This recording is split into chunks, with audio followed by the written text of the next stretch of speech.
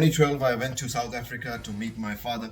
It's been almost a year and I wanted to meet him, so I took leaves and I went to meet him.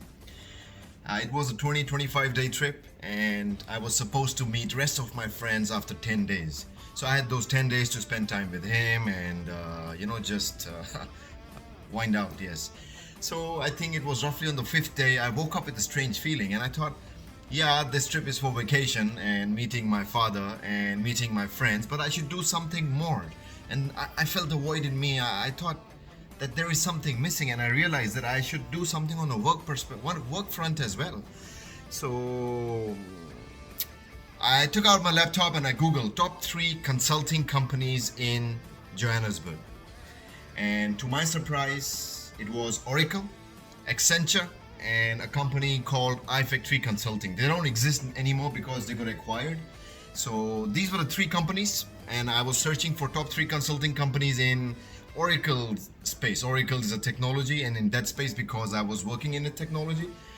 And I checked their websites, I checked for some job openings, etc. And I realized that none of them had any job openings. None of them had any kind of future job openings as well. And nothing whatsoever. But they said you can submit your resume and we will see when there is something and we will contact you. But how can I just submit a resume? That's not me. No, I didn't do that. I took out the numbers and I gave them a call one by one to each of them. And this is what I said. Hi, I am Mohammed.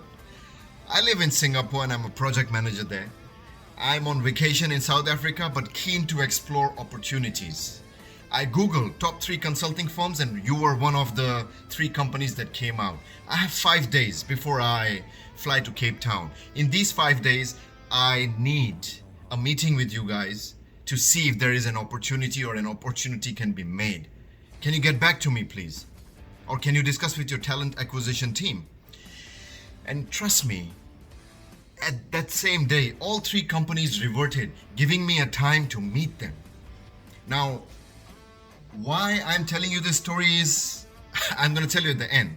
I'll leave your lessons to you, but the punchline of this story and the purpose and the value that I want to provide you with this narration is something I'll tell you at the end. I met Accenture, I met iFactory Consulting, I met Oracle. They didn't have opportunities, right? But they met me, they liked me. iFactory Consulting was okay to give me an opportunity in 2 months. Accenture wanted me to move immediately, which I couldn't, so they rejected me. By the way, Accenture did 3 interviews with me within a span of 5 days. 1 was over the call and 2 were physical, face-to-face.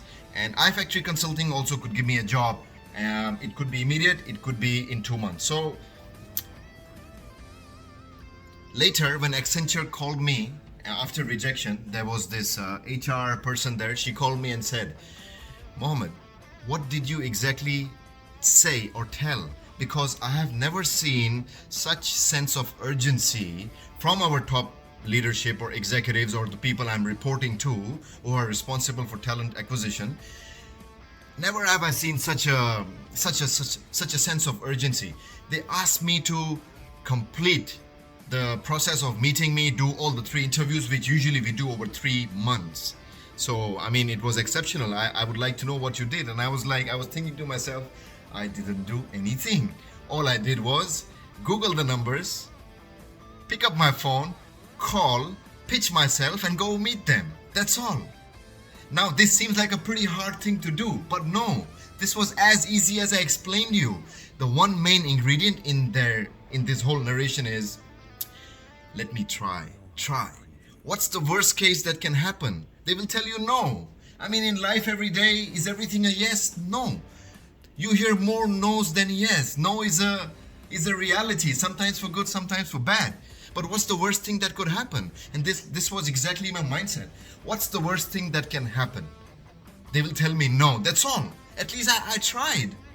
But if that day I didn't try and I came back, I would regret until today that, damn, I should have tried, but I didn't try.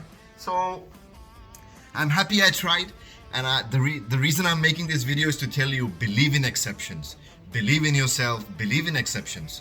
You know, the way that we have been taught like this, Sometimes you can go like this as well if it's not hurting anyone, if it's not illegal. What I did was just try it, that's all. I didn't use any contact. It was a cold call. I was not a nephew or of some executive big shot there, or I didn't have an uncle there.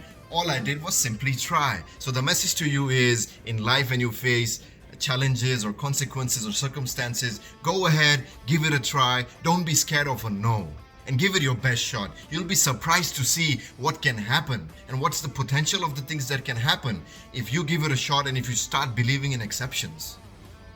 To all of you, take care.